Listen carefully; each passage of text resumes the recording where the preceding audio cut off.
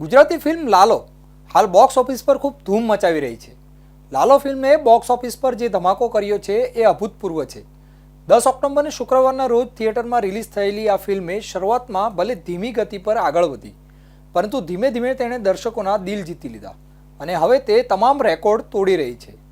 સિનેમાઘરોમાં અત્યારે લાલો શ્રી કૃષ્ણ સદા સહાય તે નામનો જયઘોષ સંભળાઈ રહ્યો છે. આ માત્ર એક ફિલ્મ નથી રહી, પરંતુ દર્શકો માટે એક આસ્થા અને અનુભવનો વિષય બની ગઈ છે. દિવાળી પહેલાં રિલીઝ થયેલી આ ફિલ્મની શરૂઆત શોલેની જેમ ખૂબ જ ઓછા દર્શકોથી થઈ, પરંતુ ત્યારબાદ એવો ચમત્કાર થયો કે સિનેમાઘરોમાં એના મોટાભાગના શો હાઉસફુલ થઈ જઈ રહ્યા હતા અને સોશિયલ મીડિયા પર પણ એક જ નામ સંભળાઈ રહ્યું છે, લાલો શ્રી કૃષ્ણ સદા સહાય તે. જે ફિલ્મનો કોન્સેપ્ટ હતો, story, that was really something કે જે અમારા જેવા જેન્ઝી કિડ્સ છે કે અમને કંઈક આમ સમજવું હોય તો આજની ડેટમાં તો સોશિયલ મીડિયા, મૂવીઝ, એનાથી જ અમે બધું નોલેજ લઈ છીએ.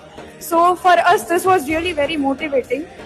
If I talk about acting, તો બધા જ એક્ટર્સની એક્ટિંગ એટલી આમ પીક ઉપર હતી કે એ આમ અમને જે એ સિચ્યુએશનમાં થઈ અમને ફીલ થતી હતી. We were crying, we were happy with ધેમ.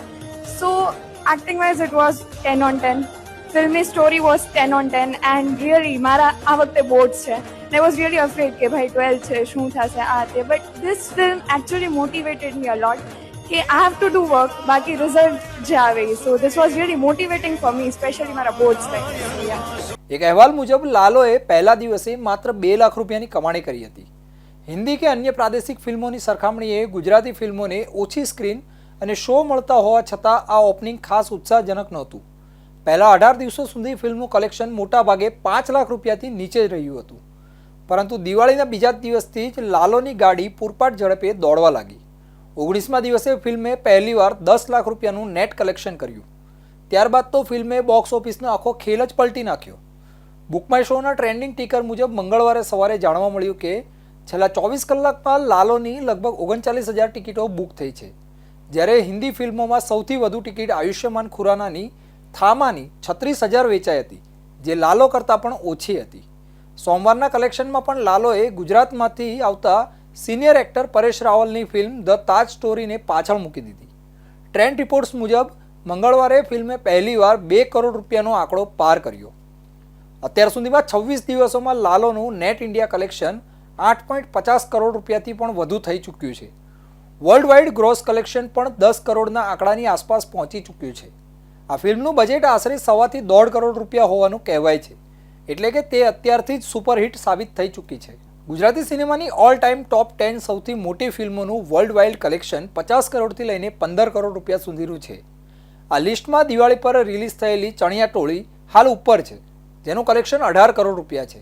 જે સ્પીડથી લાલો આગળ વધી રહી છે, તો પૂરી સંભાવના છે કે આવતા અઠવાડિયાના અંત સુધીમાં એ આ રેકોર્ડને પણ તોડી દેશે. હવે જોવાનું એ રહે છે કે 20 દિવસ પછી આ ગુજરાતી બોમ્બ બોક્સ ઓફિસ પર બીજા કેટલા ધમાકા કરે છે. આ ફિલ્મના ડિરેક્ટર અંકિત સખ્યાએ એક મીડિયા હાઉસની મુલાકાત દરમિયાન જણાવ્યું હતું કે સફળતાનો સાચો હકદાર તો દ્વારિકાનો નાથ છે.